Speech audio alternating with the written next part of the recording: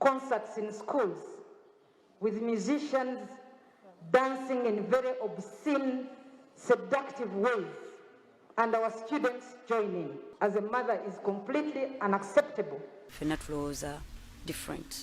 Era ngenda mulekera view ye because nayo eri valid. But katati n'abantu batulowoozeeko ng'abantu. Fena ffe tulina gye tuvudde. Twekuzizanga abantu abamu ku ffe. Twava waka ku myaka 14.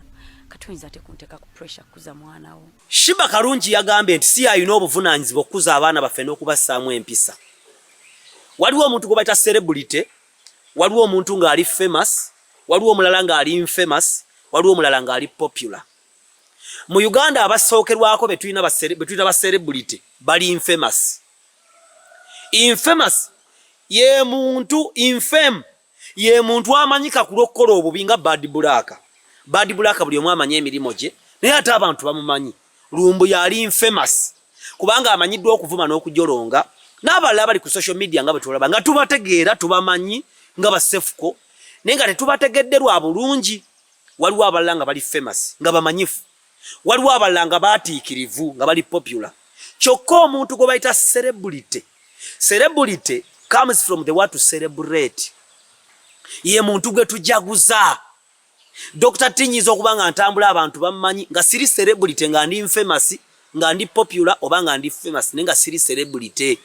Kubanga bogenda mbazungu oba si mbazungu bokka just Kiputegei Kipulimo bani abo dia celebrity kubanga badduka tugati banensi ya face chikiriddwa mu Commonwealth oba mu Olympics. Chokera ne mu mupiira ne mu kuyimba ne mba producer ne mba Nadini mubera mba celebrity be bantu betujaguza olw'ebirungi byakoledde gwanga nga ate bamanyifu Katonda abawadde ebirabo babikozesezza bagasa society. Celebrity omutuufu agasa society. Celebrity omutuufu bayinza n'okuyita obutayimba ng'ogenda kwogerako n'ekibinja ky'abawala oba n'abasibe oba n'abakyala abazaala nga teenage mothers oba n'abalema oba n'abantu abaliko obulemu ku bwongo nga togenda na kuyimba. Kati Sheebah Karungi bw'akola statement n'agamba nti si ayina obuyinza otukuliza abaana olwo omugaso gwe guba mugaso ki mu ggwanga ng'oggyeko okuyimba n'okwebamba. Baganda bange njagala mbabuulire. Sheebah wagenda n'okola pads ojjoze tunde. Amuku kwa clientele, that's I don't know whether it's a clear pronunciation of that word. Clientele. Abamu kubaguzi bo, kuba customer abo, be baana b'amasomero boguza holic pads. Sibwe kiri. Kati abantu ba customer abo abaana bato oba bembeekereza ng'obayigiriza empisa ennungi ng'obalaga ekyokulabirako ate bw'obaguzaayo ekintu obaguza music ne pads n'ofunamu akasente. Kati bojja n'okola statement erirauza okugamba nti sigwa alina obuyinza otukuliza abaana then ne pads zo zeesabike ffe tozituwa. Kubanga ogumu ku mugaso gwa celebrity kwe kubeera ekyokulabirako era eggwanga. Si buli omuntu alina ekirabo. Bangi aboogera ebigambo ebirungi n'okusinga ebyange naye nga ne bw'abikola atya tebiyinza kufuna wadde views 1000.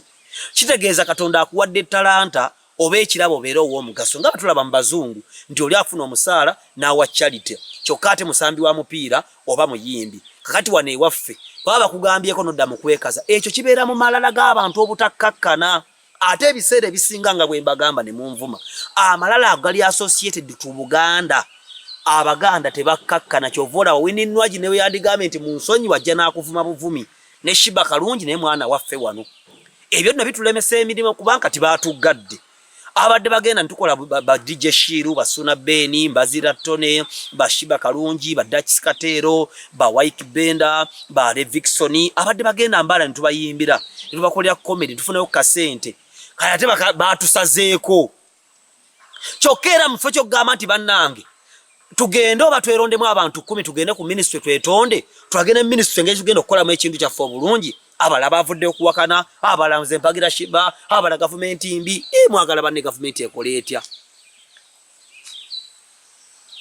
Awo nno association wejjira wano baali bagenda kulonda Sindi tumukoye tetwagala Sindi twagala Kenge Saha ebyo babiggalawo. Kati music association singa yagenze dda neeteesa n'abakulu mu government tabanne tugenda kuddayo mu masomero naye ennyambala n'enneeyisa egenda kukyukamu. Ekyo ne kiggweeraawo ne baddamu ne babata buli omu yeewagala bwewagasi. Ekyokubiri kino nkibagamba buli kaseera ne munvuma nze omanyi abantu banvumye abantu banjereze bampemudde bampisa omusiru banvumye siriimu n'ebirala ebiringa ebyo naye Dokita Tyamale tewali muntu agenda kunsirisa ku kino kyenkola kuba kino kyenkola Katonda kwagenda okuyima okumpa amaka kwagenda okuyima okunnyongera okunnyimusa mbalinnye mwenna ku mitwe buli anvuma mwavu ne bw'oba olwaliro olinawo ky'olinawo kigenda kuggwaawo ekyo nkyogeredde ku volongoto era buli alaba vidiyo zange alina omukisa maama wange alina omukisa mukyala Nakijoba ekkanisa yange erina omukisa maneja wange abantu bonna benkola nabo bonna balina omukisa kubanga mpeereddwa omukisa olw'omulimu guno gwe munvumirako. Museveni yayonoonye Uganda kubanga aleka buli muntu okukola byayagadde mukyo buli muntu alowooza nti kye kirungi naye kyonoona era kikulaakulanya ggwanga kubanga ekimu ku kyo nti abantu tebawa musolo. Weewuunya singa Sheebah Kalungi yali agenda okuyimba n'asasula emitwalo 3 mu URA teyandyogedde ebyo naye simple because alinga nnyanja. Bannayuganda baagala kweyisanga abantu ba mirundi egi abasooka be bavubi kubanga ennyanja weeri empuuta mweziri tawa kisiwa nnyanja bagamba abavubi mufune obutimba ne bagaana mulekerawo okukozesa okukokota ne bagaana mulekerawo envuba embi ne bagaana ne bakubanga abasirikale emiggo. Muganda wange ekisakati kyaggwawo omuggo guli ku nnyanja kalata abavubi bakaaba bannange gavumenti mbi emiggo gitukuba babagamba banne mutereeze envuba ekisanga kikyaliwo kikozese kubanga kijja kuvaawo. Abokubiri Sheebah yagala kweyisanga ababooda kubanga statement ziwakoze ziraga omuntu ataasoma. Ekyokubiri ziraga omuntu atalina management wadde kibayita PR because one of the obligations of PR is to arrest crisis. When a crisis comes ani agimanaginga ani ayogerako ne public wabula lwakutadde akazindalo mu maaso n'ogamba toyina buyinza buyamba baana baffe kuba na mpisa nnungi. Ekyokubiri tosobola kugaba kyotalina oba olyawo kuba gwe toyina mwana gwe twali tulabyeko siringa akulangira naye ago ge mazima. Singa obadde muzadde nga naawe olina omwana wanditidde okukunama kati owookubiri akunama ne yeewolereza yeewininnwagi gwe neewuunya kubanga alina omwana naye ajja anakola ensobi buli lunaku n'azidifendinga. Mwagala kweyisanga ababooda abantu abookubiri abeewuunyisa abakola be baagadde mulembe gwa Museveni nga tebamanyi nti olunaku lumu lujja kukya ekisa ekyo kiggweewo be babooda.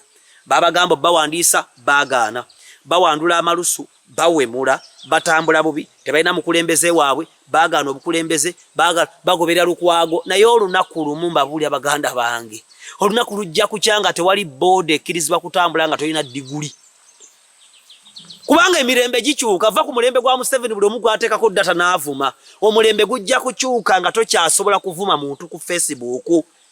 Bw'oba okyasobola okuvuma obanga ekyali fuli gikozese kozesa akakisa akakuweereddwa. Bwe nalaba mutandise okwevuma ze nensira ku mukono gwa Katonda atuliyo batono naye mbabuulira Baganda bange bino mbyogera nga ndi wano Dr. T maze okuweebwa omukisa. Ekisembayo bw'obanga obulamu bukulemye nga future egaanye osabye oweddemu amaanyi olina marriage issues olina ebizibu mu makaago olina ebirooto tobitegeera waliwo abali ebweru w'eggwanga amazima ng'obulamu busiraanyi nankubadde ng'obeera Boston obeera Hungary obeera ludda obeera mu bazungu naye ng'amaka gakutabuseeko obulamu bukutabuseeko. Musumba Sarah alina solution. Musumba Sarah si Katonda naye mukyala wa Katonda. Ne Pastor Asha ne Pastor Victor bagenda kusaaka enamba zaabwe gw'omukubirako bano omusindika ka WhatsApp nga Musumba ensi etabuseeko ne tusaba Katonda omulamu tebagenda kukusaba yadde 10 wabula solution zonna ziri mwani mu Katonda teziri mu Tobbi teziri mu Museveni teziri mu Bobi Wine teziri mu Besigye tewali ayinza kwebeereramu ekyo tebakulimba tewali Mukama bawo omukisa.